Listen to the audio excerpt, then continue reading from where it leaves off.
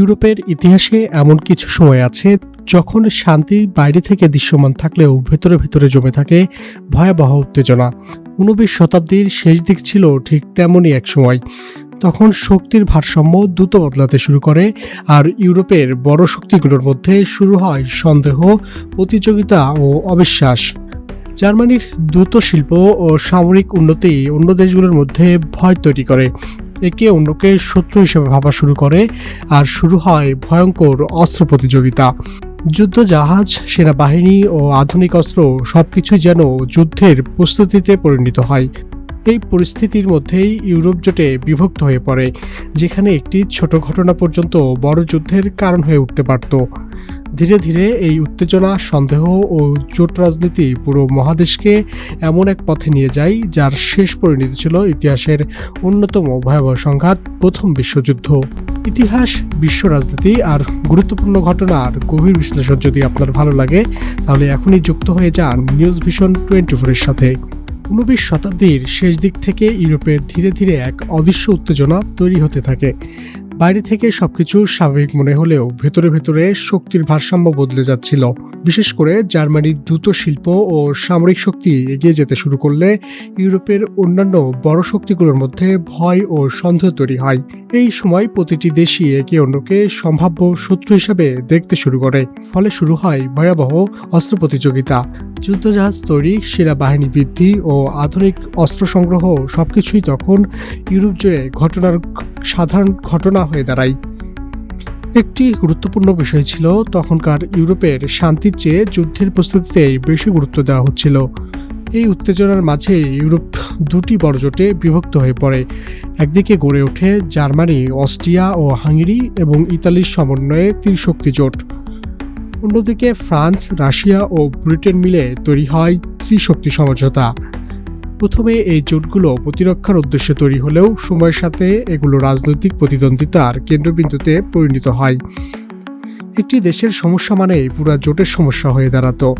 ফলে যে কোনো ছোট ঘটনা দ্রুত বড় আন্তর্জাতিক সংকটে রূপ নিতে শুরু করত।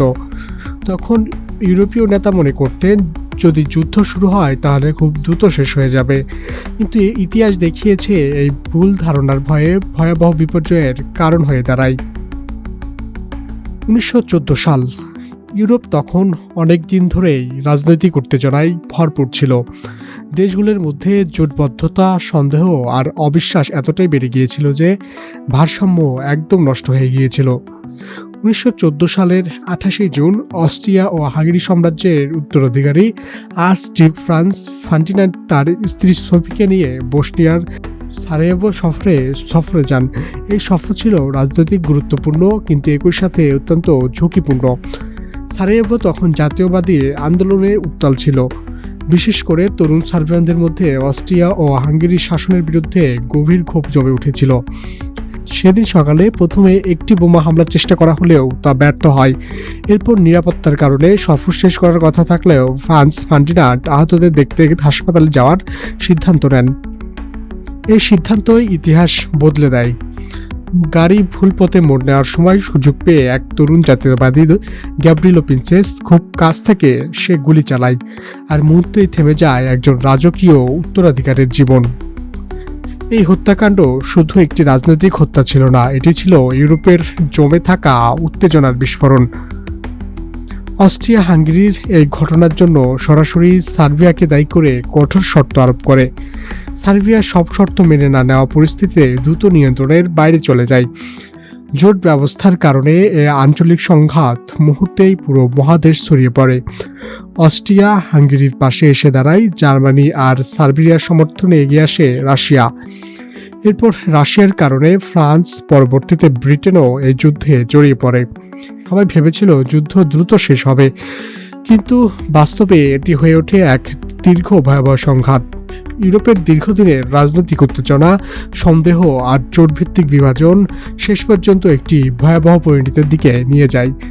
এই ছোট্ট ঘটনা থেকে শুরু হয়ে ধীরে ধীরে পুরো মহাদেশ জড়িয়ে পড়ে যুদ্ধের আগুনে। দেশগুলো পারস্পরিক অবিশ্বাস এবং ভুল ধারণা পরিস্থিতিকে আরও জটিল করে তোলে।